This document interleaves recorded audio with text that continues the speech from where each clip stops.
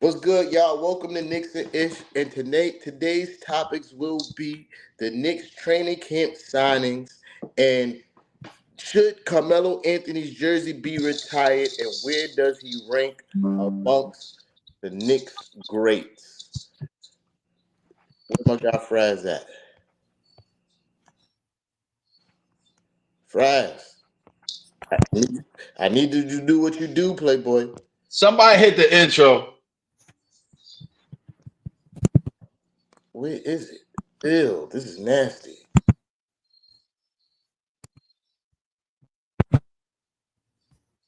I think we're going to just do it like this. I think. I don't know. Oh, hit the intro. Mic check 1, 2. Tell these rappers I'm outside, get them start acting up. Turning hoes to housewives and cleaning the ratchet up. Do it off from boom back to melody rap. If they gon' put you in the box, then you might as well pack it up. Bars having bars, no cap, I'm Attica, you a precinct. How y'all competing when y'all just decent? Your rhyme efficiency's like logic simplicity. Don't tell me how much that you black, cause I don't see it. That's it. Fuck everybody on the front. When we stand on the finals, bring that same energy, nigga.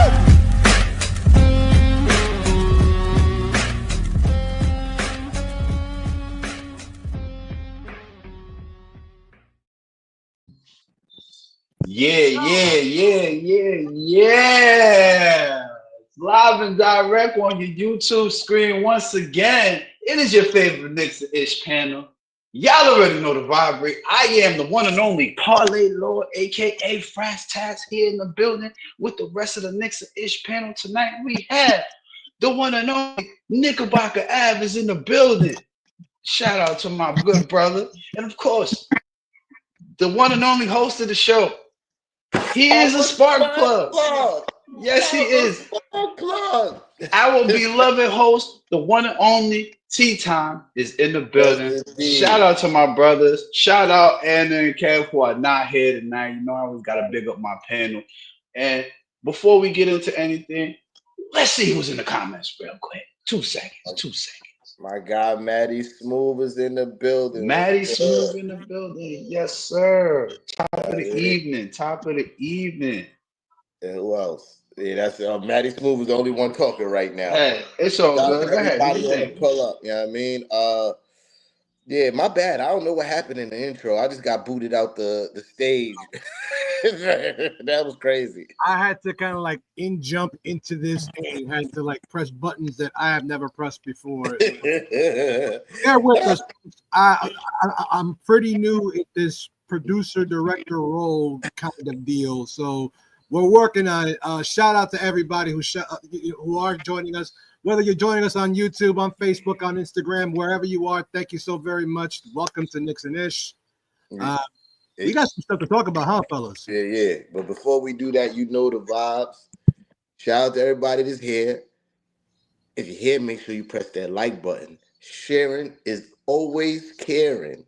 You know what I mean? Subscribe. Make sure you hit that notification bell so you don't miss nothing involving Knicks and Ish. And if you got the time, if you need some merch, the link is scrolling right across the bottom. Yeah, I mean, if you on the YouTube, just go to the YouTube page and the Knicks and Ish shop is right there. You feel me? Now, with that being said, gentlemen, how y'all tonight? We here, man. Can't complain. You know, not a lot has gone since last week. I mean, we have some things that happened, but real quick, and I know we're heading to that a little bit later on the show. But Parlay Lord, what did you do last week? Not so good. Not so good. It was a rough week last week. Worse than my Giants? No. Like, put it like this way. It was a bad week for the Parlay Lords picks. We're going to get into that later. With the disclaimer, folks. Man, you know, you win some, you lose some, but you live. You live to fight another day. Yeah. So, boom. Oh, Darlene is in the building. Shout out to Darlene. Hey, darling. Vibes. That's sis right. Darling. Yeah, indeed. But yeah, starting off with the first topic is the future training camp signings. I'm going to be perfectly honest to open this topic. I for a lot of the names that have been mentioned, uh, I am kind of ignorant on. I don't know a lot of these guys, right? I do know Alex Len. You feel me? He's a veteran in this league. I've watched a lot of basketball that he's been a part of. But the other two people, I'm going to lean on the panel. Oh, is it two or more? I feel like it's more. It's about 3 or 4, I think. Yeah, the other people, I'm going to lean on the panel and lean on their expertise because, again, like I said, I'm gonna plead ignorance on, except for the 6'8" guard. I know a little bit about him. Okay. Well, let's get into it. So, obviously, we're going to start off welcoming back to the New York Knicks, Matt Ryan. Matt Ryan, a 6'6" small forward. He did play 19 games last season for the Knicks. Didn't get a lot of playing time, however. Thibodeau didn't really utilize him a lot. He only averaged about 1.5 points a game, not a lot of rebounds. He is known as a 3-point threat when he's available and when he's given those opportunities. But we really didn't get a chance to see him a lot. Again, that's just how Tommy T runs his rotation. He kind of fits the role of like a 13th or 14th guy off the bench. Yeah, off the bench, not 13 or 14 guy on the team, like the 14th guy off the bench. Like he's in the G League on their bench, and then he has to, go through the process. Throughout his career, I mean, he showed some glimpses of promises. He could be a lethal sharpshooter, if given the opportunity. Don't know, I haven't really seen a lot of him for me to say that he could be, a out offender. I'm just going to leave that to the panel. But Matt Ryan, I mean, for an Exhibit 9 or Exhibit 10 deal, basically a camp invite. I'm okay with it. Yeah, I do know Matt Ryan. I do know him, and like you said, he's not much of a defender at all. You know what I mean? Like he's a solid 3-point shooter. He's definitely one of those guys that, in my vision, is pretty much. Like those type of players are pretty much like out of the league. Like that's just a 3-point specialist. Like that's what you do. Like the Steve Novak type. He's that archetype. Like you're here to shoot and that's it. You're not here to defend. You're not here to rebound. You're not here to pass. You're here for catch and shoot.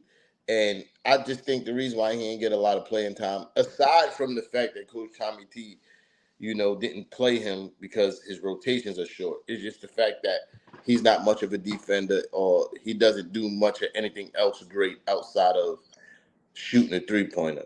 But, nonetheless, shout out to him for pulling back up. I mean, shout out for the team for bringing him back. They do have a clear vision. It looks like they have a clear vision of wanting to space the floor. I mean, and bringing back people that can space the floor for their creators like the Jordan Clarksons, Jalen Brunson, and Karl Anthony Towns. The guys who could actually put the ball on the floor and create, they looking like they want to put him around a lot of 3-point shooting. And I don't think he's going to make the main roster. And if he does, he's not going to play much of any basketball. You know what I mean? So I'm going to land the plane there. Fras, talk to me. I mean, we've dealt with Matt Ryan in the past. We know he ain't get much use. I mean, highlighted his game basically the 3-pointer, but he didn't really, how can I say this, to say this nicely? He didn't get enough of a chance to show us anything. And even the limited time he did, it was really like garbage minutes. Mm-hmm. You know what I mean? Like 2 minutes here, 4 minutes here, things of that nature. So it's like, nah, I get it. The Knicks is trying to, see who they can bring in to try and, outfit the rest of the bench before. Pardon me for the noise in the background. They're letting fireworks. So I apologize. I'm about to say, who got shot? Nah, you'll know. Dog. You talking too much shit about him. But like us, Matt Ryan ain't really like, get a chance to show anything, to show that he could be of some value to the Knicks, much less any other team, really. You know what I mean? Like, but I don't downplay the fact that the Knicks is trying to bring people in to outfit the bench and try to get us to where we should be. You know what I mean? Like I'm waiting for the next couple of guys. That's what I'm waiting on. Go ahead, bring the next guy. Right. Facts.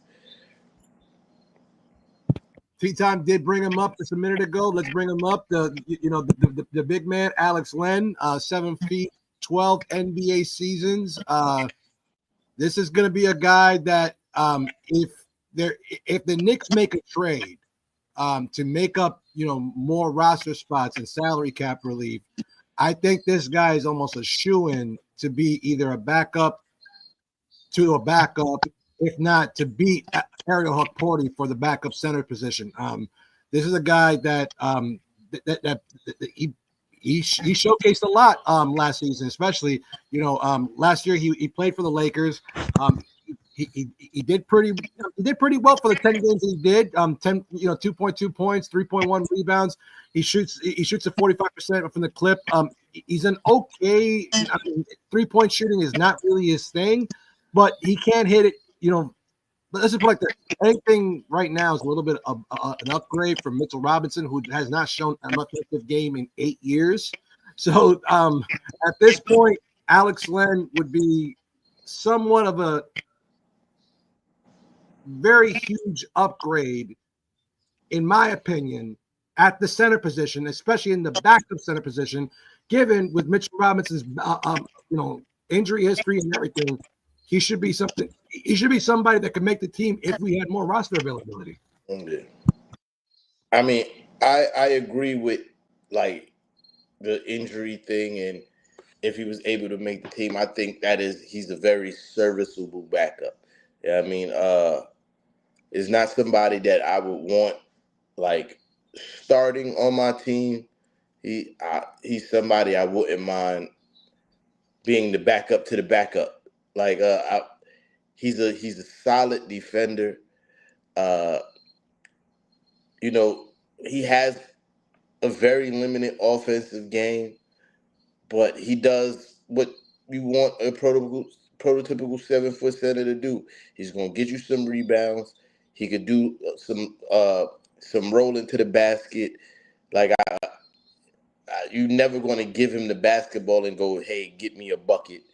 But that 6.7 points come off of today's center type work.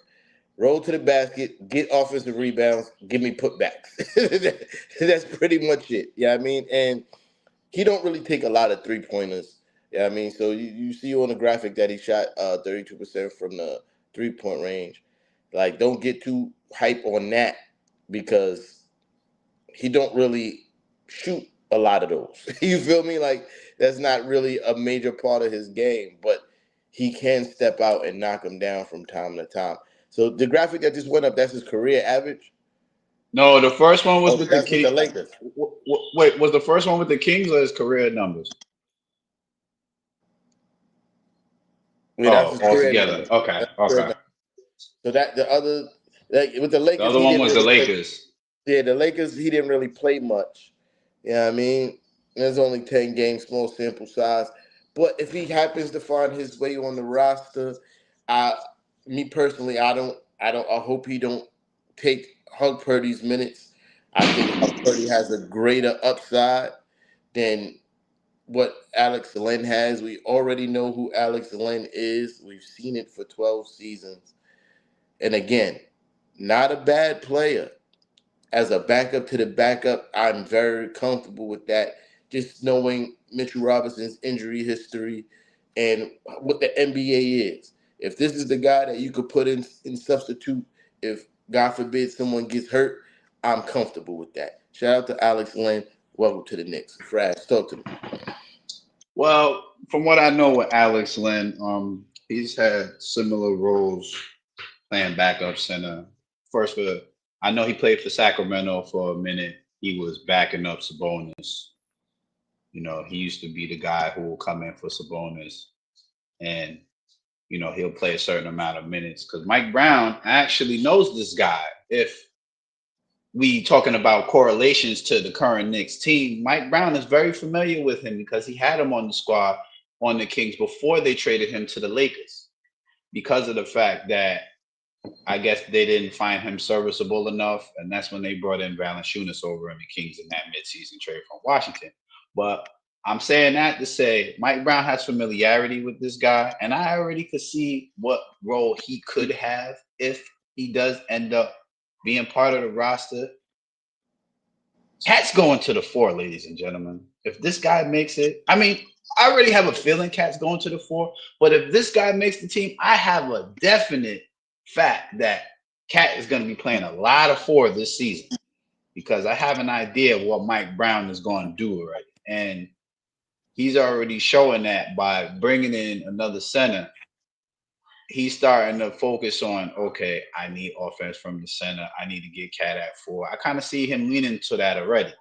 So you bring in a guy like Lamb who could give you some decent minutes off the bench. You know what I mean? He could rebound. I know the way they used him in Sacramento, he was getting a lot of open buckets because you had a guy like De'Aaron Fox who was running the show. Okay, and a lot of times De'Aaron Fox is a guard who uses dribble penetration a lot, pause, when he plays offense. That's what kind of freed up a lot of guys to get open buckets like Sabonis, Lamb, DeRozan even before they traded him over to San Antonio. He wasn't all that with the Lakers. Like the Lakers didn't use him enough. The Lakers went to other guys more than they used Alex Len. So I don't really like go off of his short stint with the Lakers. I more go off of the Kings and Mike Brown because if he does make the team, I have a feeling Mike Brown's already gonna know where he's gonna put him. You know what I'm saying? Yeah, I get that. On that note, Parlay Lord, when you said that Cat's going to be playing the 4, that's exactly where you want him to play, which Yeah. means if you put on your thinking caps, Knicks fans, if Cat's playing the 4 and he's playing 35 minutes a night, that means you got OG Anunoby at the 3, and backing him up is Gershon Yabusele, who can play the 3 and the 4 and can knock down the 3. So now you're having a lot more strength and dynamic ability to score the ball, defend the ball, and run the floor back and forth, and at the same time have good rebounders at almost at all times, which is a huge thing that the Knicks definitely need to in order to succeed this season, because rebounding numbers pretty much told, they made us and they broke us. When we out rebounded our team, 95% of the time we won. When we got out rebounded, out hustled, like I'm pretty sure everybody remembers a couple of games, a game in Utah or a game in Golden State or a game against whoever. If we got out rebounded and out hustled, we got killed and we lost. So having a guy like Alex Flynn backing up, and fortifying that center position, moving Karl Anthony Towns into the 4 and solidifying him into the 4, his natural position, it's just going to open up guys like Yabusele, Anunoby, and you're going to have a lot more dynamic ability to much more dynamic offense, which is big time for the Knicks. Yeah, and I don't know if y'all remember, like when we signed Yabusele, I said he could play the 5, but I don't want him there a lot. You feel me? Like I don't want him there a lot. And I got a motto from years ago: just because you could do something some of the time, that don't mean you need to be doing it all of the time. And adding an addition like Alex Lynn could lead to him playing more 4 and 3. I'm all the way cool with that. That is something that I would like to see. But I also think that still might happen even if we don't keep Alex Lynn, because I think Hog Purdy gets the 5 minutes. I think it might be a plan already. I think that Mitch is going to be cemented into the starting five, right?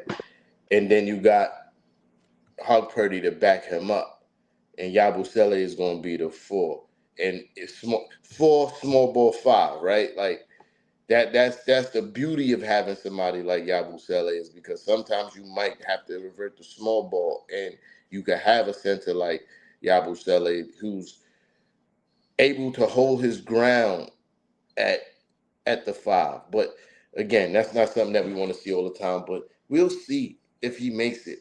The familiarity part with Alex Lynn being with Coach Brown leads to that he might be around, and it might be another move being made to keep him around.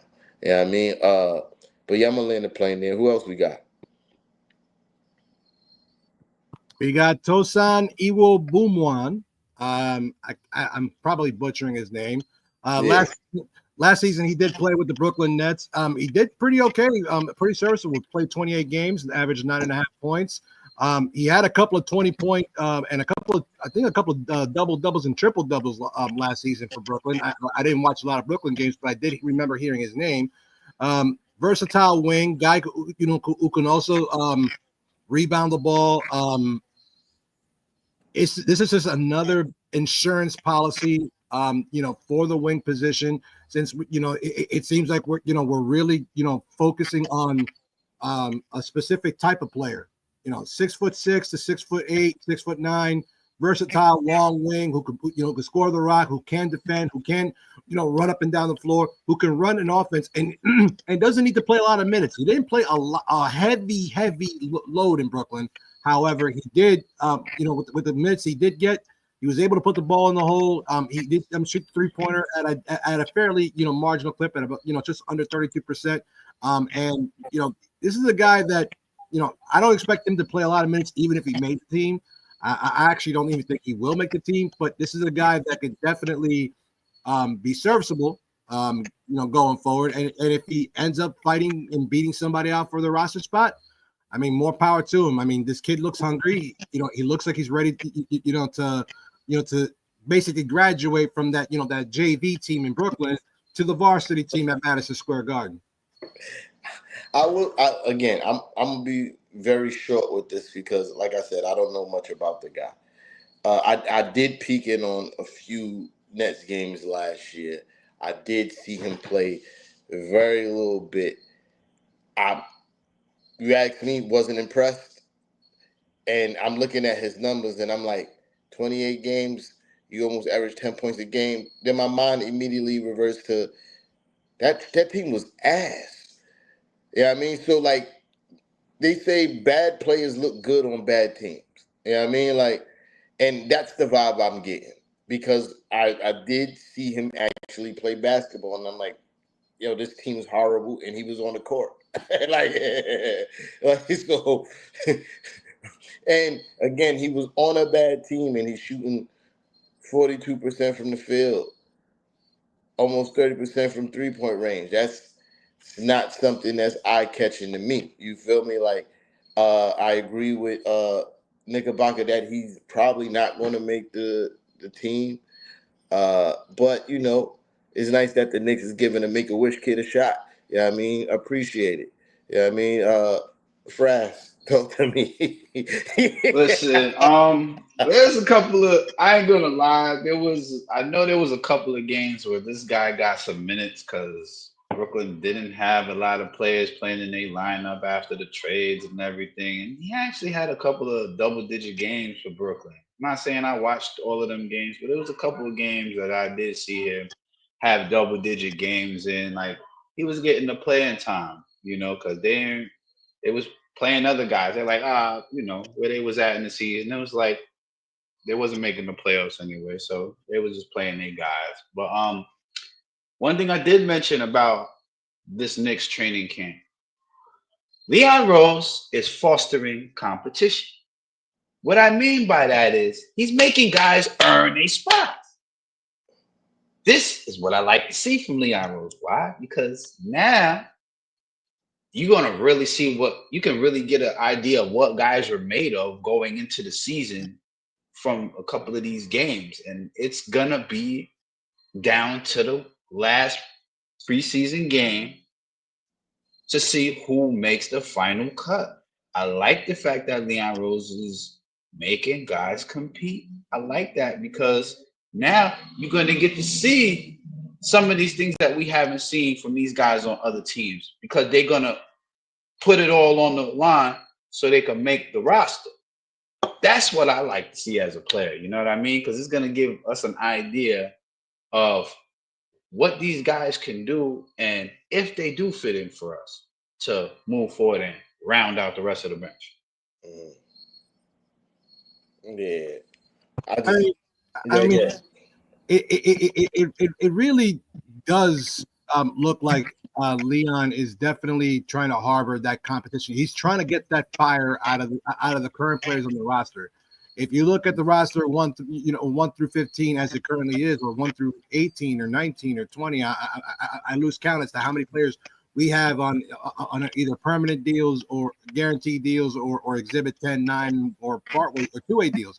But he's trying to foster like the most intense competition, because a lot of these guys, even though some of these guys you've heard of, obviously like Malcolm Brogdon and Landry Shamet, there are other guys that you probably didn't hear of, or you haven't heard about them in a while, or you probably heard a snippet here and there because they probably got a Sports Center highlight once or twice, and he's bringing them all in, to really harbor that competition and to really get these guys. Hey, look, it's like I've been saying it pretty much the entire offseason, and I'm going to say it again. This may be the season that we as Knicks fans, especially in my age generation, because most of us are all around the same age, if you were born after 1975 or 1973, you never saw the Larry O'Brien unless it was celebrated by somebody else. To be perfectly honest, even if you was born that early, you've never seen the Larry O'Brien. It was a different trophy. Yeah, It was. Yes, I know. The Larry O'Brien didn't come until 79. So. All right. But the message still remained the same. We never saw an NBA championship celebrated at Madison Square Garden by the New York Knicks since 1970 and 3. Well, 73 they won it in LA. So 1970. That's and the reality is that this is that year. The stars are aligned. Everything is right there, right for the picking. All the Knicks need to do is play 82 games like that, like we know that they can, with all these players and all this competition, and then execute it in the playoffs and get the job done. Oh, you guys mean the Walter O'Brien Trophy? That's what you're talking about, right, guys? I think it's that was the name.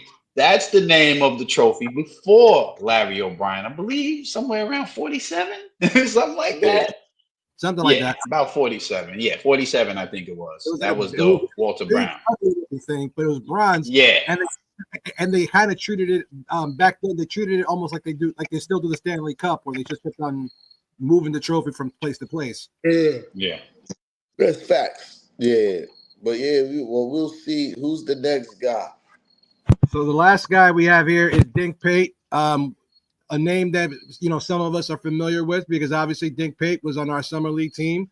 But as of a few minutes ago, I think Mrs. Knicks messaged us. Dink Pate got waived.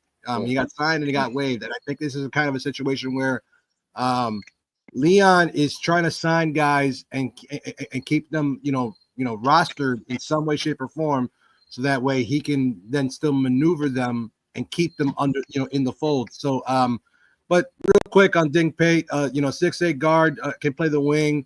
Not the greatest of shooters, still very young and raw. Has played 2 years in the G League. Did have a very good performance in the summer league. And that's about all I really know about Dink Pate, other than his name is cool and Mrs. Knicks loves him. Yeah. I happened to, because before a couple days ago, I didn't even know the name, to be perfectly honest, right? There's a guy at my job. He's a Knicks hater, to be perfectly honest. Like, he's a Bulls fan. He's a Knicks hater. So he's a Knicks hater from the 90s. Like, his disdain carries from the 90s. And he was like, yo, T, this kid think paint. That's, yo, look out for him. That kid is good. So this is why I know who he is, and I went and did a little research. I want to say a deep dive. I mean, I watched a few highlights. Stuff that I was seeing, I was like, he was running a lot of point guard, and I'm like, 6'8". I'm not 6'8" point guard. Can't really be mad at that. You can't really be mad at that. Obviously, at the level of play that he's been playing for the last 2 seasons, you would like to see his numbers higher, especially when it comes to field goal percentage. But again, like you said, he got waived. They're probably gonna keep him with the G League team, and I don't really see him making a roster spot. But it is intriguing to have a 6'8" guard. And that goes to what I can't remember, it was Knickerbocker or Fras who said it, that they have an archetype that they're looking for, which is that 6'8" range wing. You know what I mean? And if you look at the league, that those people are most valuable. All right, I was about to say, what's happening? I just looked at myself on the screen. But those guys are most valuable in the league right now, and definitely it looks like Leon Rose is trying to stockpile those guys along with knockdown 3-point shooters. Fras. I see this as kind of more an insurance move in a way, because of the fact that he's a point guard, and if you look at the current Knicks roster, we are stacked at point guard. I'm sure a couple of those guys are gonna get released as the preseason ends, and we're gonna get down to the numbers. But I think I want to just add on to what T-Time said about Leon Rose keeping him. I think he's gonna be on the Exhibit 10, keep him in the G League. So if you need to bring him up during the season, because remember, Exhibit 10 players can play a certain number of games for the main roster. You keep him in the back pocket just in case we deal with the injuries. Remember, last season we were dealing with minor Brunson injuries, kept him out a few games here and there. Deuce McBride had injuries that kept him out of games. So I think Leon Rose is understanding the main word, and I'm going to say the main word again: depth, right? That's what Leon Rose has been using all these moves for, depth. He understands, boom, I need to round out the rest of the bench, but I want to bring in guys to make other guys compete so we can get the best out of guys coming off the bench. Yeah. And I agree with that, Leon Rose, heavily. Yeah, that's the truth. Curtis. Yes, sir. Vibes. Yeah, I mean, Uncle Paulie said it. I can't find a comment because I'm on my phone, but I do agree that I mean, Yeah. But I just think he's going to do that from the G League, though. You feel me? Like, Probably. DeLon Wright was a part of the main roster. I just think that Dink is going to do that from the G League for sure. Yeah, I mean, but I agree with what everybody said about Dink. Like, he going to be around. Insurance policy.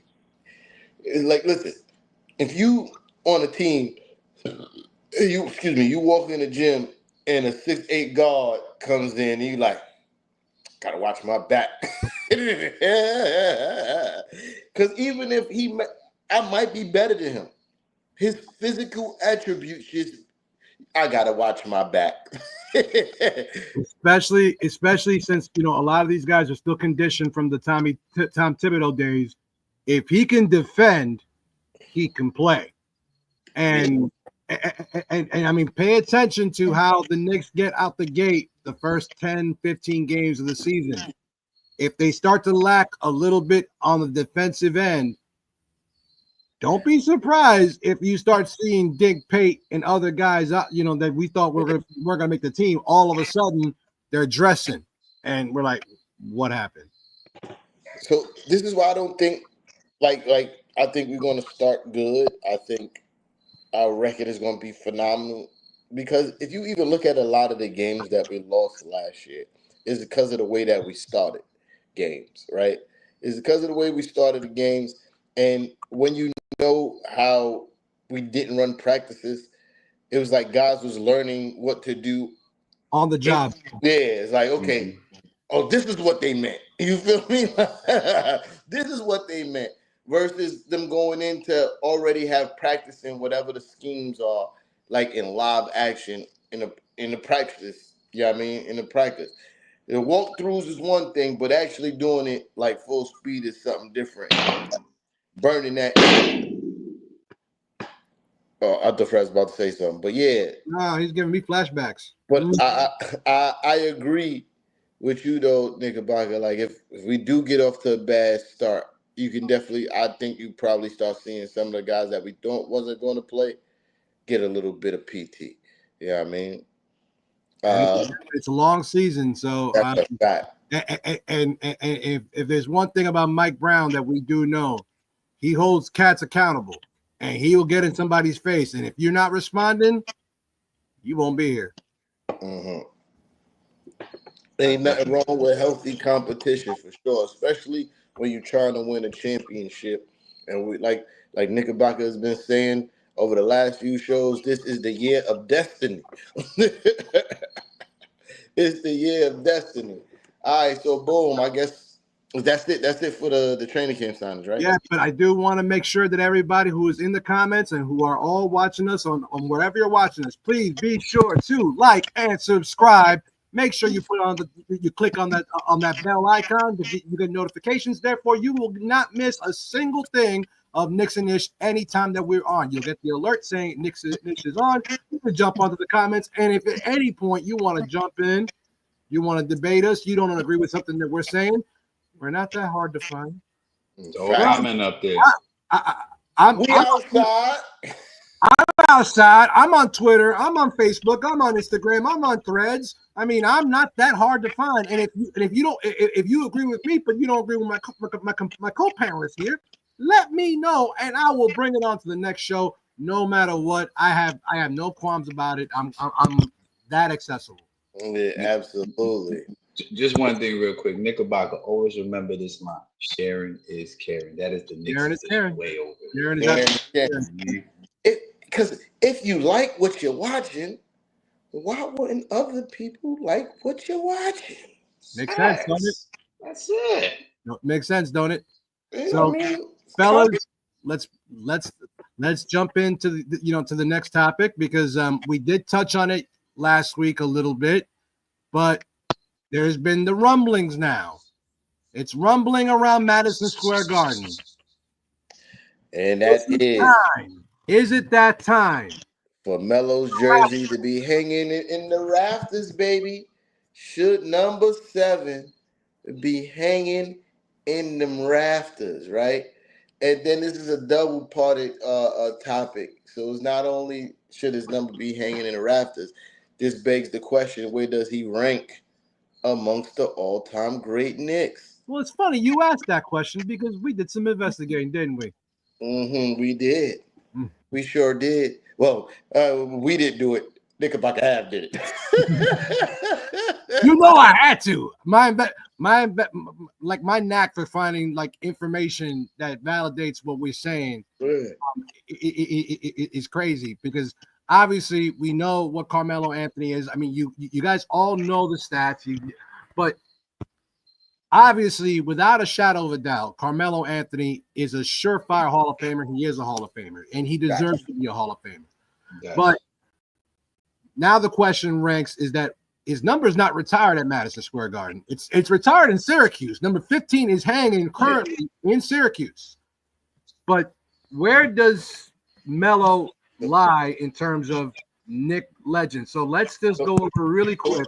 Yeah, that's what I was about to say. Let's put his his personal accolades, let's start there, right? Yeah, I mean, uh, as a Knick, what 412 games? That's a lot of Knick basketball. 7 whole season, 25 points a game, 7 rebounds, 40, 44% from the field, 37 from 3-point range, and you know, people used to always say, "Oh, but Melo's not efficient." You also got to understand the era of basketball that Melo was playing in. It ISO ball. Nobody was really shooting efficient when you were carrying a team and you are tasked with being the guy who has to bring them the buckets every night, right? And look at Iverson numbers. You feel me? His percentages are not great. You feel me? But you wouldn't fix your face and be like, "Ah, Iverson wasn't nice like that," because you understood what he had to work with, and night in and night out, he was tasked with being the guy to go get buckets. And Melo, when he came to New York from his first season, because we broke up the supporting cast to get him, was tasked with being the guy to go out and get buckets every single night.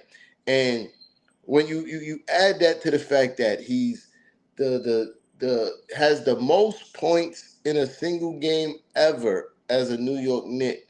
You know what I mean? The one of the best Knick basketball games you want to watch as a Knicks fan. Just to watch him do what he did was very impressive. Yeah, I Oh, mean, I remember. last show I spoke about the whole coming home stuff and what that felt like. But I remember even when we were bad, like when the Knicks were bad with Melo on the team, I still felt every night going into every game that we had a chance. Like we got Carmelo Anthony, we could win this game. You feel me? And not only that, you add the way that he handled even the rough times with class, being a leader, wearing the weight of every win and every loss on his shoulders, even though it was times that it was evident that it was the other guy. Like, oh, we lost because of this nigga. And Melo was like, nah. He just playing he's just trying to play at a high level. He got a lot of passion, but it's on me though. It's on me though because I'm the leader of this team, and I need to play better to put us in a better position for us to win these games. That is something that's commendable. You feel me? Whether you like the way his style of play or not, Melo took all the pressure of New York had to throw at him, and he handled it with class and style. Uh, you see the reception he gets every time he's in the Garden. He's a Hall of Famer. May not be a champion, but we do have another number in the rafters that's not a champion. That's my opinion of it. Yeah, I mean that. That's the Yeah. number. Yeah. That's Now the I'm number. not saying that as far he's not great, uh, greater than Pat as far as being a Nick. I'm just saying Hmm. that's the standard that you're trying to hold to Melo for Yeah. not to be in the rafters. I'm saying that it is one in the rafters without a ring. You know what I So mean? T, I'm playing that. before we go to the parlay, Lord, what exactly is your criteria? Like if you had to put down to like 5 single things that qualify you to have either your number retired or to be a Hall of Famer, just go with the number retirement. So Since the New York Knicks, by tradition over the last 70 something years, when they retired a number, they've been very selective. What would be your 5 key criteria in order for you to have your number retired? all right, Hall of Famer number one, right? Uh, and the rest of them just gonna fall in any order. Number one is you have to be a Hall of Famer. Then you have he's one of the 75 greatest players in NBA history, right? Then you have to look at how many seasons they played as a Knick. 7 seasons is a long time, right? Then you have to look at their cultural impact on the city when they were a Knick. You know what I mean? And then you have to look at the numbers that they put up as a Knick. You feel me? I feel like Melo checks off all 5 of those boxes. I think he played at a really high level here, even though he didn't win. And most of that is if you want to be honest about it, it's not even his fault why we didn't win. You know what I mean? Like most of that is not his fault. He was playing, he had teams with Alexei Shev on it. That was a starting point guard. I mean a starting guard on his team. He had to play with Cole Aldridge. Like what we talking about? He had to play with Cole Aldridge, the missing tooth bandit. So like when you look at those are my things that I look at to be like, yeah, he deserves to have his jersey retired. Cultural impact, being a Hall of Famer, top 75, his individual stats while he was a Knick. And I said something else, but I forgot. But but yeah, those 5 things is why I think Melo should have his jersey retired. And being one of the 75 greatest players of all NBA basketball history is a big checkpoint for me. Like Absolutely.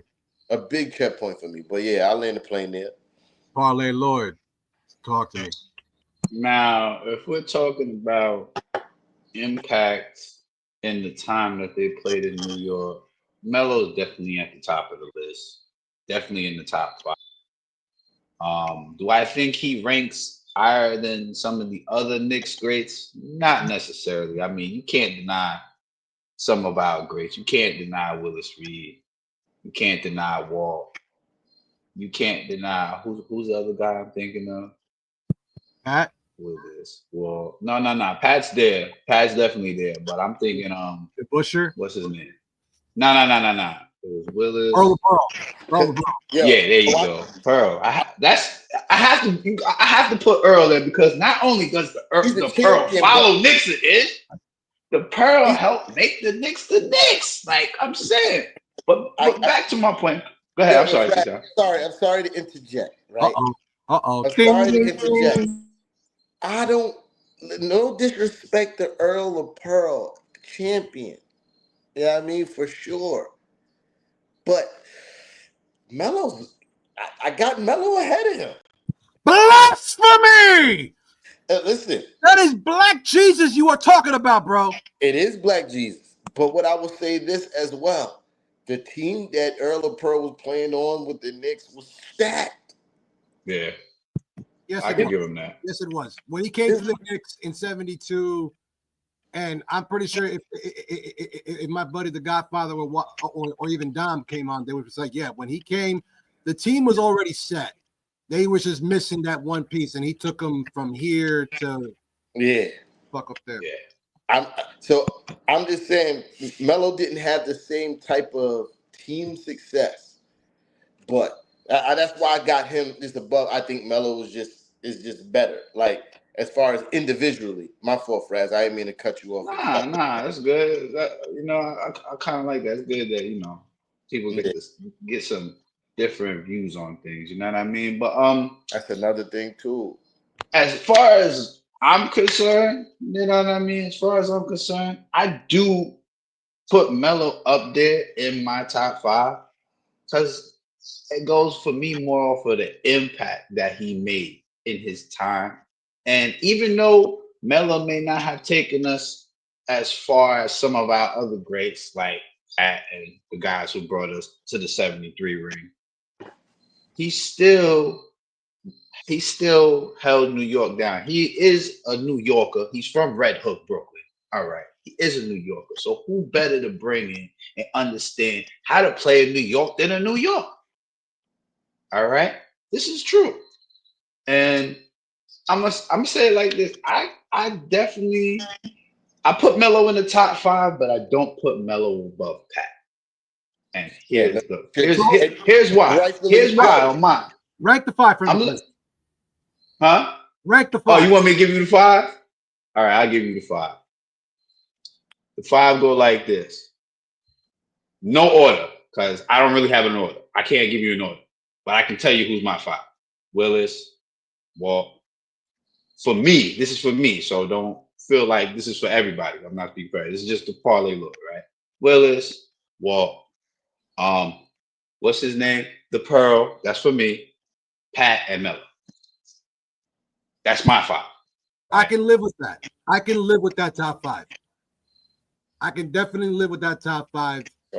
And I know a lot of people, would say, first they would put Bernard King in there, ahead of him. But I'm biased in that aspect is because there's two focal points on that. One, obviously, with Bernard King, you had that injury history. Mm-hmm. But more importantly, and this might sound stupid to some of y'all, but what number did Bernard King wear? 30. How many times has the number 30 been given away after Bernard King? A lot. Quite a few. How many times has number 7 been worn after Melo? Has it? I rest my case. So since you and I got a question because I'm going to do the same after you're done. You asked. We got another graphic that I need to be put up there while we're making these amazing points for Carmelo Anthony. Can you put his accolades? There it is. Yeah. So let's let that rock, right? Let that rock while I ask you this question, right? So you asked Fras his top 5, and you asked him to rank them. Can you give me your top 5 and rank them, please? All right, I'm gonna rank them as Pat is my number 1, Walt is my number 2, Willis is my number 3.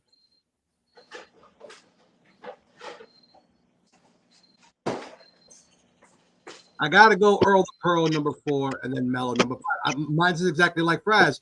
For the very fact is that I can't then, put Melo above Earl the Pearl because I just called you for blasphemy for a second ago, so I can't negate that one.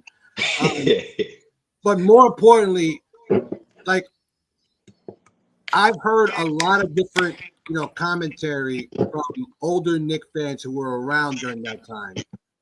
And then there was that quote from He Got Game that Denzel Washington explained to his son, Jesus Shuttlesworth, played by Ray Allen, why he got the name Jesus. Yeah. And when he explained that he was named Jesus after Jesus Earl the Pearl Monroe, he did make a comment saying that the Knicks put a shackles on him. Like he wasn't the same, Afro, fully Afro dude, brother from Philly, who was black, who was averaging 41.6, and that was true. By that point, when Earl the Pearl came to New York and became part of that team, and even Earl's on plenty of podcasts and documentaries have stated he was used to being top dog, and now he had to relearn the game of basketball playing under a team. Yeah. He's so used to being the guy that elevated a team, to be great. He already came to a great team to make it greater. Yeah. And so I have to keep Melo at 5 under that, just under those things. But if I didn't have that in my mind, I would almost put Carmelo Anthony a little bit higher because actually I lived through the Carmelo Anthony era. Carmelo Anthony was a hero to New Yorkers and to New York kids for so many years, the 7 years that he was here. And just remember that feeling you had. And this is something that me and Mrs. Knicks have talked about on numerous occasions over the years. I've known it for over a decade, but we talked about this. That feeling we got when this thing went off and we got the alert. Carmelo Anthony was traded from the Denver Nuggets to the New York Knicks. Just that headline alone, goosebumps. Yeah. And then just look at the numbers that he's done while he was a Knick. These are just his Knick numbers and where he ranks among Knick greats. the 7th all-time leading scorer. Obviously, we know number 1 is Patrick Ewing. Number 2 is Walt Frazier. But he's at the 5th highest scoring average. He's won a scoring title in 2012, I believe. 2012, yes. Yeah. He's the 20th all-time rebounder. And this is among the greats of guys like Dave DeBusschere and Charles Oakley and Patrick Ewing. And we can go down the list. He's 26th among all-time assists. And this is something, a huge knock on Carmelo Anthony while he was playing here. Oh, he doesn't pass the ball. Well, he was 26th all time. Remember, the New York Knicks organization is 75, 76 years old. Yeah. And he's apparently, obviously he's the 3rd all-time three-pointers made. And, of course, you hit it on the head a little while ago, 62 points, the all-time scoring performance at Madison Square Garden on January 24th, 2014. So without a shadow of doubt, this man, Carmelo Anthony, the fact that number 7 has not yet been worn or issued out to anyone, no matter how many times somebody probably even asked, they probably also already knew. Number 7 is slotted to be hanging from the Raptors. And the fact that it hasn't been done yet, I'm starting to scratch my head a little bit. So I'm going to go give my top 5. It's a little bit different from you guys, but kind of the same. Ranking in order. This is in order. Walt Clyde Frazier, number 1. The greatest Game 7 in NBA Finals in NBA history. Mm-hmm. The greatest Game 7 in the finals in NBA history. Pat's number 2. Willis Reed, number 3. We got 4. This is going to shake it up. I'm about to shake it up. People probably going to be mad at me. But I'm putting JB at number 4. Wow.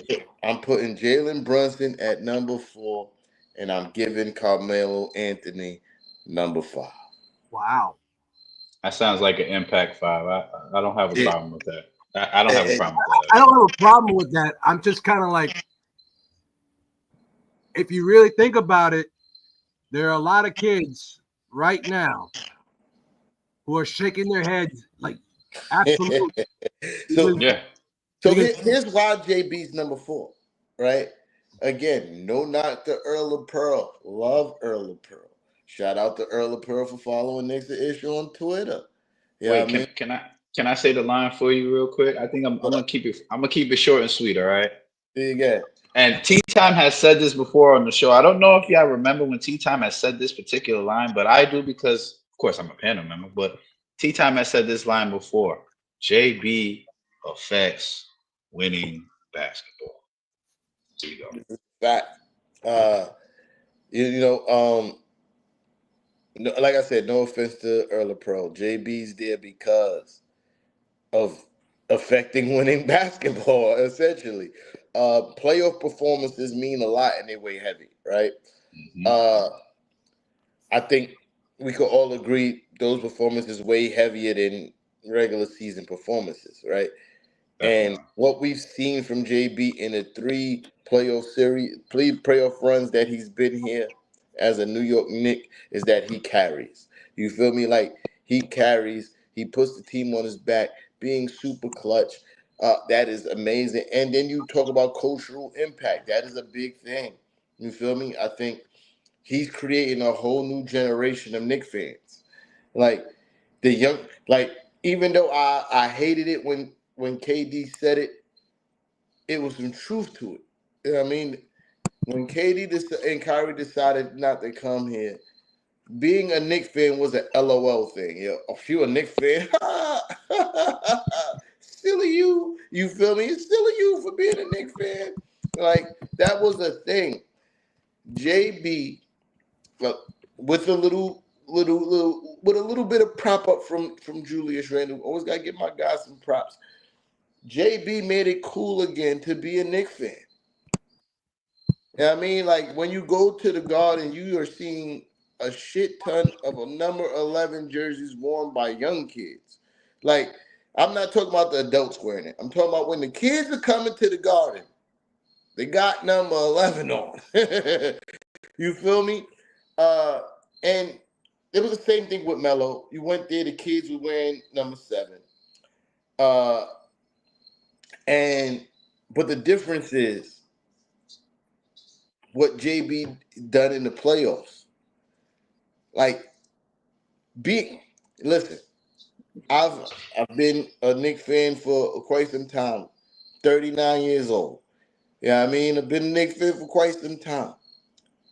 These last 3 playoff runs is the most excitement I've had since Patrick Ewing and those guys in the playoffs. Like, I'm talking about being out in front of the Garden. That helps too. Watching JB hit the crossboy off the screen, step back 3-pointer. That was the most insane shit I've ever seen. Like, what he was doing in Boston to bring those comebacks. The most insane shit I've ever seen. As great as the 90s Knicks was, right? I still didn't experience the same type of shit that I was watching JB do.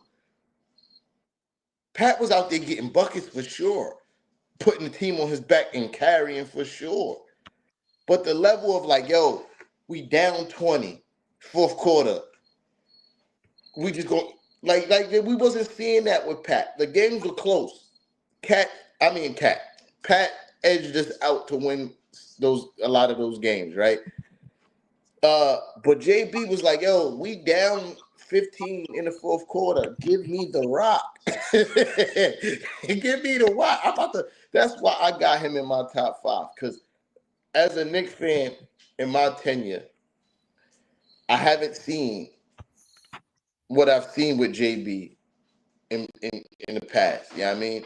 And him just being a team player and taking less money, that I don't care. Maybe that shouldn't be a thing, but it is a thing for me. Him taking less money so we could build a roster that can compete and contend for a championship, that automatically puts him in my top 5. Yeah, I mean, go ahead. That automatically, I mean, that is the craziest sacrifice I've ever seen by a professional sports player of any kind. To take less money, and not just take less money, but the amount that he took less of. We're talking about over $100 million. Triple-digit million, yeah. That kind of money can change your life.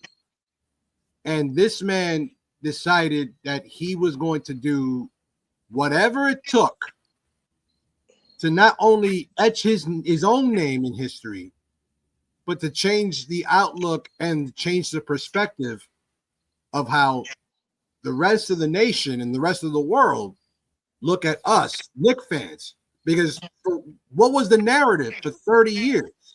Knicks fans are delusional. Knicks fans are crazy. Cellar dwellers. Solar dwellers. We're and then when we started winning, remember how we were talking about this, during the playoffs? Over the last 2 or 3 seasons, every win was celebrated like the second coming of Jesus. It was pure anarchy and chaos because that is the kind of thing that, I mean, I'm sure that Melo would have probably have gotten that had he achieved that kind of success. Unfortunately, it didn't happen for him. But you ranking Jalen Brunson 4th best Knick of all time. And I think Uncle Paulie just said it just a little while ago. If he gets us that chip, he might jump ahead of the line. We're gonna have to come back to this conversation. He might be number 2. I ain't gonna lie. He might be number 2. If he get us the chip, he might be number 2. I ain't gonna lie. Love Pat. No disrespect, gang. But JB get us the chip. 2. 2. Yeah, I mean, can you do me a favor? Can you put the Melo's career accolades back up there? I need the fans to see this again. Yeah, I mean, because there are some people, there are some murmurs amongst the Knicks fans that feel that Melo's jersey shouldn't be retired. And it's also there's a small amount of Knicks fans that used to hate on my boy while he was here. You feel me? And still continue to hate on my boy. I think those people are one and the same. Uh, but when you look at the totality of Melo's career, and it wasn't just that. I wanted the other one that you had up. The other one that you had up was the right one. Yeah, Yeah, yeah, that one. yeah. So yes, we have to look at Melo's, tenure as a Knick. But then you also have to look at the totality of his career. And this is why you retire his number. Because he was that fucking guy. What are you talking about? It's Carmelo Anthony. Like, he is one he is one of the people that the best players used to be like, fuck, we gotta play Melo tonight. Kobe Bryant constantly. Man, we gotta play Melo tonight. That he's that guy. He walks in a room with the greatest players and he gets respect from the greatest players because they know he was really him. I'm talking about Mr. I don't even have to dribble the basketball to get a bucket on you. I will pivot you and pump fake you to death and I'm going to score. What are you Triple talking about? threat. Triple What are you threat right talking into the about? jump shot. Pump fake, score. What are you talking about? It's Carmelo Anthony, guys. Let's be honest. Let's be honest. Take your emotions out of it. You may feel that, oh, he should have took less money so he could got some help. You may feel however you may feel about Carmelo Anthony, but it's fucking Carmelo Anthony, 10-time All-Star. What we talking about? 5-time All NBA. No, that's 6-time All NBA. What we talking about? By the way, we should have added should have been the Rookie of the Year in 2004, but of course they He just got robbed. the same. he got robbed. Yo, I feel like, and I'm gonna be perfectly honest. Like, I think Melo's class as an NBA player and a professional is understated as well. He took being robbed for Rookie of the Year on the chin. Pause. Right? Didn't make no complaints. It is what it is. I'm gonna keep working. His tenure in Denver, he was working for a racist ass coach who didn't like him and still performed at a super high level. He didn't cry, he didn't complain, he got it done. Took it to the Western Finals that one year. Even giving LeBron James fits on the court. Come on, let's talk about that. And then LeBron never guarded Melo. Let's be perfectly honest. He couldn't. He couldn't. Yeah. He never tried. He's like, oh, he tried. No. He definitely did. He definitely did. Especially when Denver and Cleveland used to play. Oh no, Melo used to get the better of that matchup. I used to watch those games. LeBron would try for a short period of time, and then the rest of the game, somebody else is checking Melo. But you would watch Melo guard LeBron. You know what I mean? Like, and defense wasn't Melo's strong suit. You know what I mean? But what I was saying too, going back to his class, right? Then you even revert to when he was a Knick, dealing with Phil Jackson and that whole situation. He was being blatantly disrespected in the public. Blatantly. And he mercilessly. And mercilessly. Facts. He never got out of his face. He handled it with class. Even after leaving the Knicks. Then having like when he went to the Rockets, what the Rockets did to him was absolutely disgusting. He handled that with class. His fake exile out the league, handled that with class. What Melo is number 7 all-time scorer? As a Knick, yes. No, that's as a Knick. He's 15. He's 15 in all time, I think. He would have easily been top 10 if the whole black ball situation didn't happen. Which I'm really curious to see where that blackballing started and what was the reason. I'm still like, there's still a conspiracy behind it. I don't even know what it is. So what we do know about the NBA and all sports for that matter, all professional sports for that matter, when a narrative is created about you, teams believe it and they run with it, whether it's true or not. The narrative with Melo started becoming, and it was created by Phil Jackson. Oh, Melo doesn't want to play second fiddle. Oh, Melo doesn't want to do what the team needs. He wants to be the star. But then he made Portland relevant when he went there, and he gave the Lakers a shot in the arm when they didn't have it. And so it's like. But then you have to look at when he went, because he went to OKC. He was exiled for a while. Then he went to OKC, right? And that was with Russ and Paul George. And then, he had his practice moment. You know what I mean? Where they use a sound bite. Oh, they said Melo, they said you coming off the bench. And he was like, coming off the bench? And he was like, who said I'm coming? Yo, P, you hear that? They said I'm coming off the bench.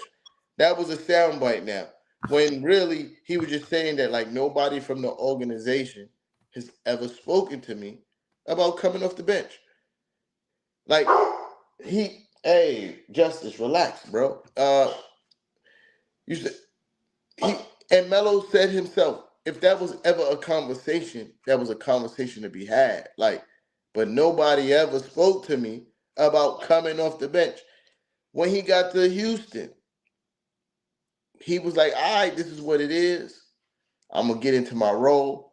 He was set up from jump because he's like, I don't know if y'all saw the interview and he was like, they was giving out, like, in Houston, it was either threes or layups, and it was divvying out who's going to get mid-range shots. He's like, all right, well, I'm expecting to hear a certain number of mid-range shots for me because that's what I do.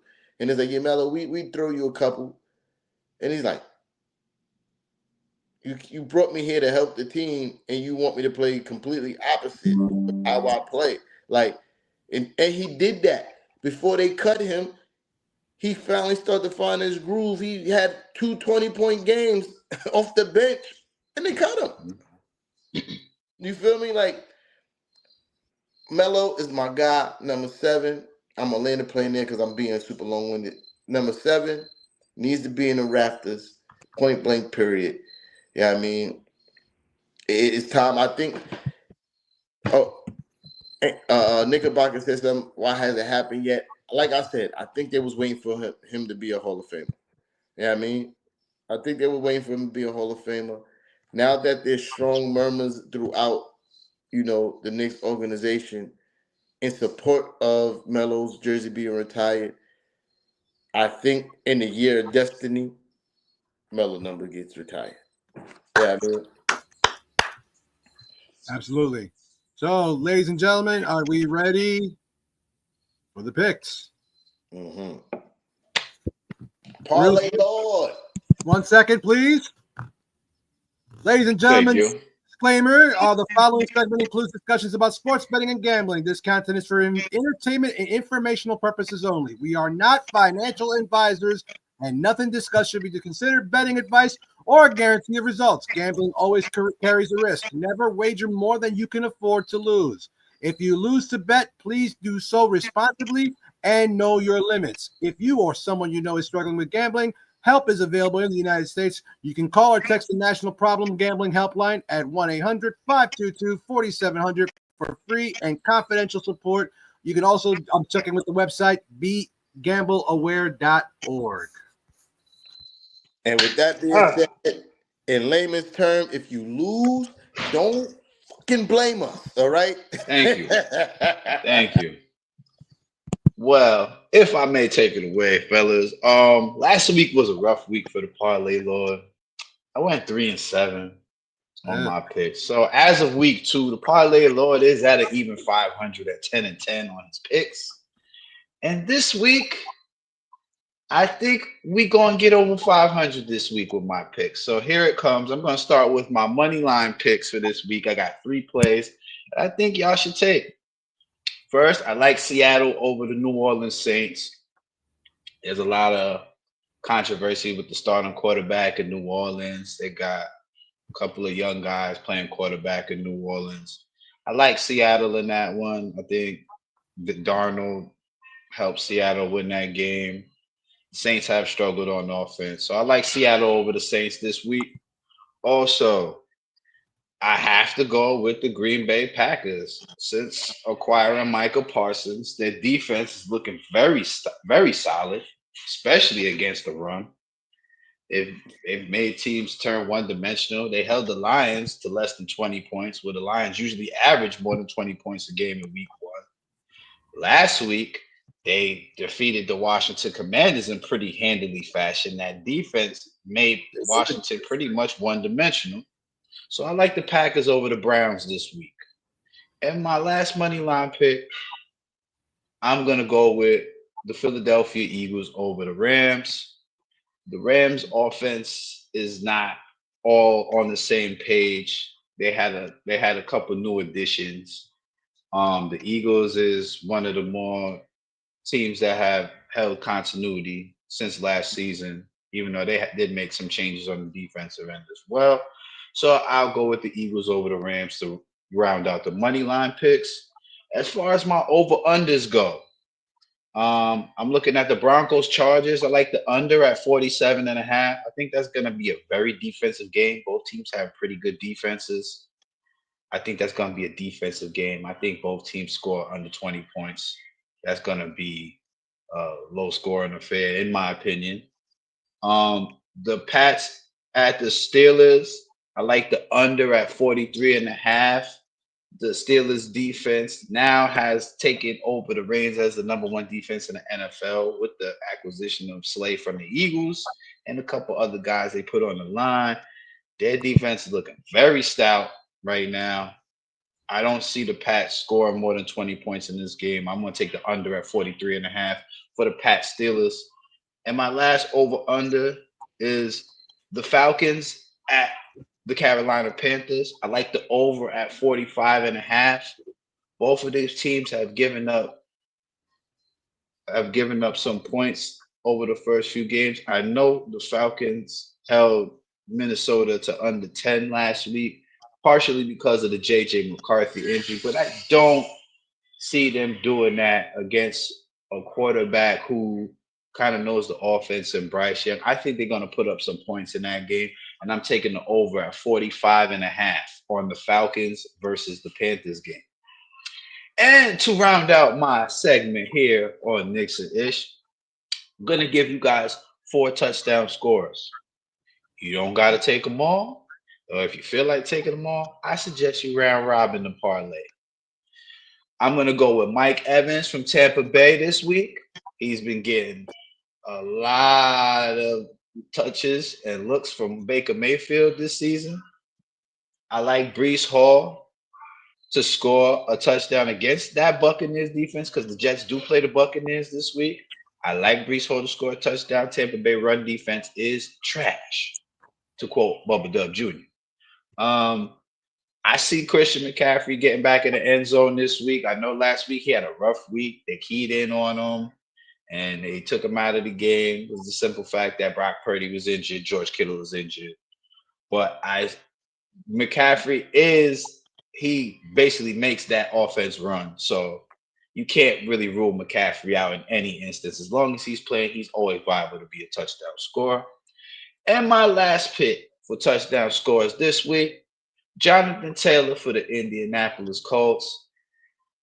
The Colts have been surprising these first couple of games, and it's all thanks to the run game and Jonathan Taylor, coupled with that offensive line. That's part of the reason why Danny Jones is thriving, is because Danny Jones don't got to throw all the time when Jonathan Taylor's getting like 5-6 yards a carry. I'm going to run with Jonathan Taylor for the Colts as my last anytime touchdown scorer. And those are the Parlay Laws picks for week 3.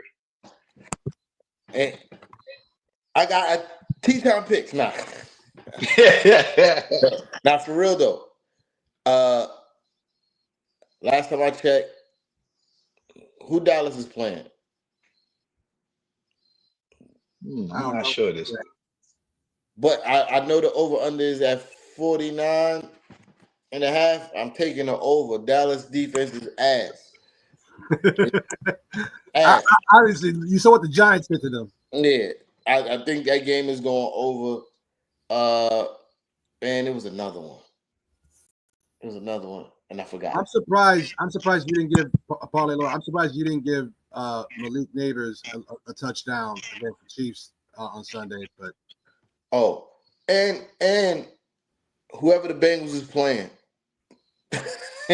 take whoever the Bengals is playing. Yeah, money line or take the spread because they cooked. That was a good call. Well, they play the Vikings without J.J. McCarthy this week. Both teams are missing their starting quarterback, so that's going to be an interesting one. Bengals Vikings. Remember, Joe Burrow's hurt, and J.J. McCarthy got hurt last week. But the difference between the Vikings and the Bengals is that the Bengals line is ass. So you got a backup quarterback playing with a ass line. Yeah, I mean that line is atrocious. They're the reason why Joe Burrows is hurt right now. You know what I mean? Like for facts, like that organization is a joke because they do everything except for protecting their star quarterback.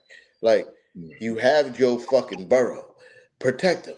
It's simple. It's simple. Joe Burrow is a great. I won't say great. It's too early, but he's a really good quarterback.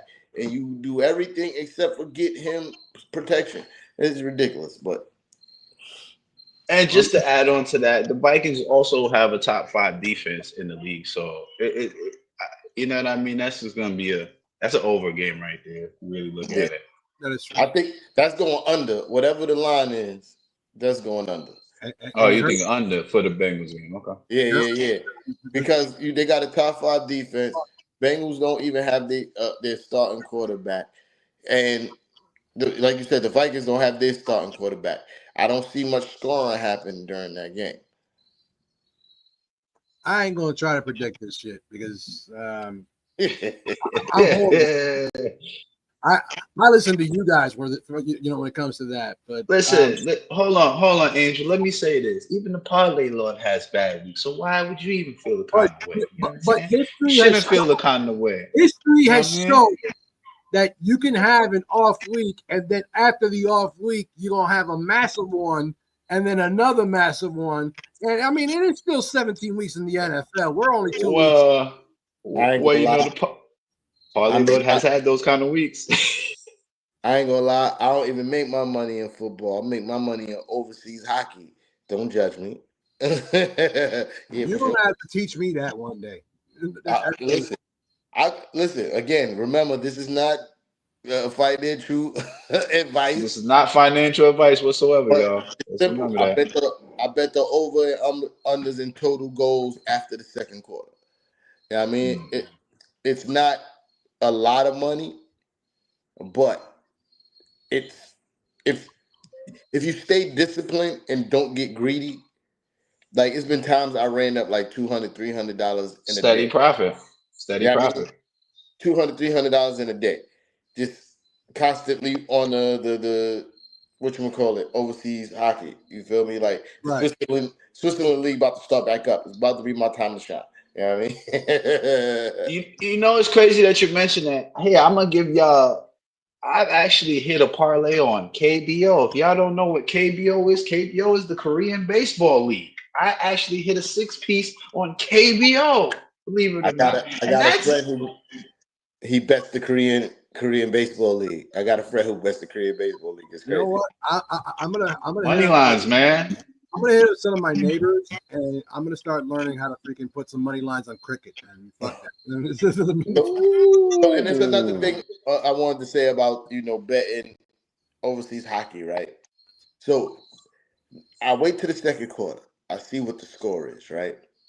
So if it's a game, for instance, they got a score of 0-1 going into the third period because hockey only got 3 periods. Yeah, I'm taking the under on 3.5. You feel me? I'm taking the under on 3.5. Again, the odds is not great. You feel me? But I do like 2-leg parlays. But for instance, if I see a game and the score is 2-3, I'm taking the over for 6.5. You feel me? Like, because if one team score, they're going into a shootout, or they're going to overtime, then a shootout. Like, the games almost never end in a draw. You know what I mean? Like, Right. so, like, that's what I'm saying. Like, it's almost like shooting fish in a barrel. You're just getting lower profits. Most gamblers have an issue with seeing low return on their bets. Like, that's not enough money. I'm like, oh, that's money. Yeah. Listen, folks. Again, just like the disclaimer says, this is not, financial advice. However, if you stay disciplined and you know your limits, it can be fun and it can be fruitful. However, please do it responsibly. Do not take us at our word. We're not experts. We're not financial advisors. But if you win, give us a shout out, hit a like and subscribe, and let us know, how you guys did, because, that's what we're all about here on Knicks and Ish. We're about building the community. We're about, making sure that we're all sharing the good vibes and everything like that. But guys, what we got on cue for next week? You have any ideas? We're gonna take a deep look into each division around the NBA. I mean, see what possible threats may be brewing around the league to the season of destiny. That's what we're gonna call it from now on. It's the season of destiny. I like it. So that's one thing we're gonna be talking about. Bodega Wi-Fi was good. It's good, brother. So, folks, I hope that you enjoyed this edition of Knicks and Ish. If you haven't already done so, please hit a like, subscribe, and sharing. Sharing is caring. Let the information out that we're here every Friday, and of course, we will be here almost every game during the regular season. Minus the West Coast games, y'all. Y'all know sometimes the West Coast games don't end until like 1-2 o'clock in the morning. Sometimes we may not be up here for that. You feel me? So don't hold us to the West Coast games, y'all. But we will definitely make our best attempt. I'll drink like 3 espressos before I jump on. I might be hyper as shit, and I might be slurring my words, but I'll do my best to be on here, folks. But if you haven't already done so, please visit the Shopify. The link is right here on the ticker. But again, thank you so very much for joining us. nixonish.myshopify.com. If you didn't get that, just go to the YouTube channel. It's right there. Nice and pretty. Just click on it. Some new stuff will be hitting up the store sometime in the next closer to season start. I got some shit. All right. I got some heat. And I'm gonna drop on y'all. You know what I mean? I got some heat. It's gonna be, how we did the Bodega Cat limited supply. It's gonna be the same thing going into the season. Limited supply. I know, Fras. Don't feel bad. I haven't even gotten mine yet, but it's all good. But until then, folks, be sure to hit the Shopify, like, subscribe. Make sure you're sharing the show. For the Parlay Lord, for the man himself, Mr. Tea Time, I'm the infamous one, Knickerbocker Ave. Parlay Lord, would you please hit the outro? Mic check 1, 2. Tell these rappers I'm outside, get them start acting up. Turning hoes to housewives, I'm cleaning the ratchet up. Do it off from boom back to melody rap. Think I'll put you in the box, then you might as well pack it up. Bars having bars, no cap, I'm Attica, you a precinct. How y'all competing when y'all just decent? Your rhyme efficiency's like logic simplicity. Don't tell me how much that you black, cause I don't see it. That's it. Welcome to Precinct. Fuck the ball. Fuck everybody on the front. When we see you in the finals, bring that same energy, nigga.